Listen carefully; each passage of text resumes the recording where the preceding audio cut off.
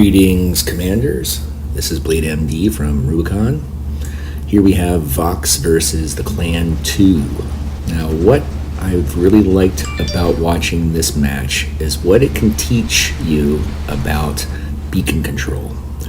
Here we are, 9 minutes and 30 seconds on the clock, and Vox is already down 3-2 on the beacon bar.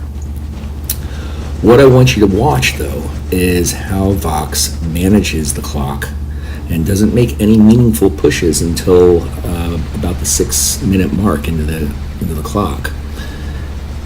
The other thing I want you to watch is how they'll almost always put themselves in a position for 2-on-1 battles with the members of 2.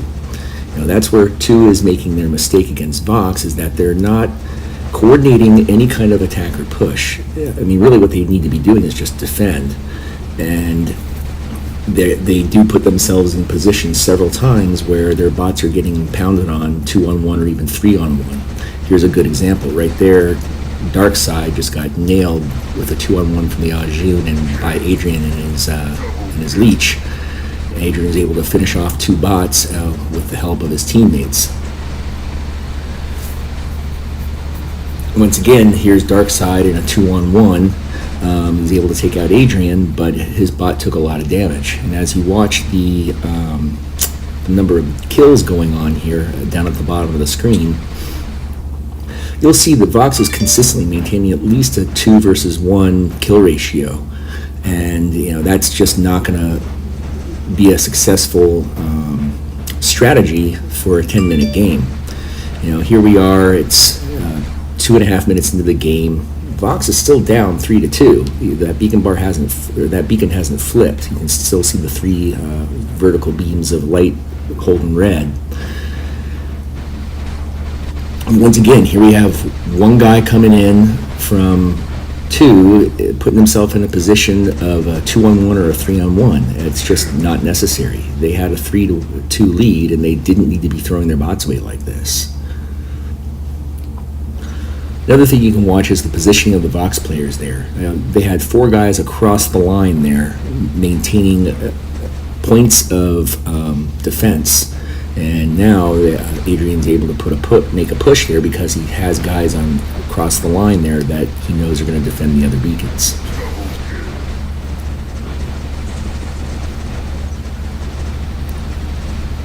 And Adrian made a push into here with 2 other teammates to clear out the top, and I would suspect that within the next 30 seconds we're going to see this beacon start to change to Vox's advantage. And there it goes. Right at the 4-minute mark into the game, Vox has taken a 3-2 lead. And that's really a key number that you need to remember when you're in clan battles with full squads, is that you can be down 3 beacons for the first 4 minutes, even 5 minutes into the game, and if you coordinate your pushes appropriately and you take a 3-2 lead, most of the time, if you do that before the 5-minute mark, you're going to win, as long as you can hold it.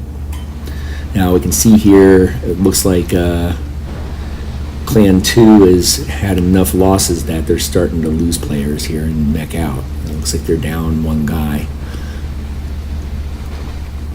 Now they are still ahead on the beacon bar, and if they can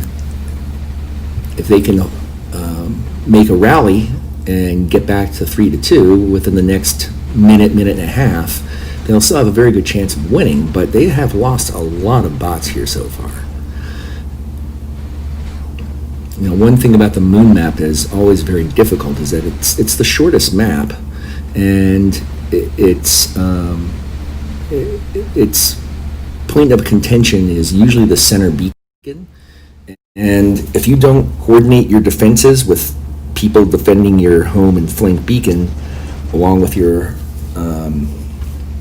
attacks from the sides into center up top and below, it can be very difficult to hold on to that center beacon, or very difficult to retake it.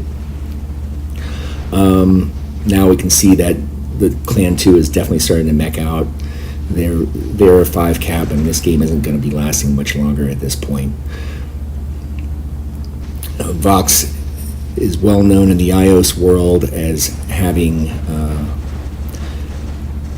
sometimes less than meta bots, but maxed out weapons and extremely well coordinated, well oiled machining squads. And this is just another example of how well they perform together as a clan when they come and bring all six.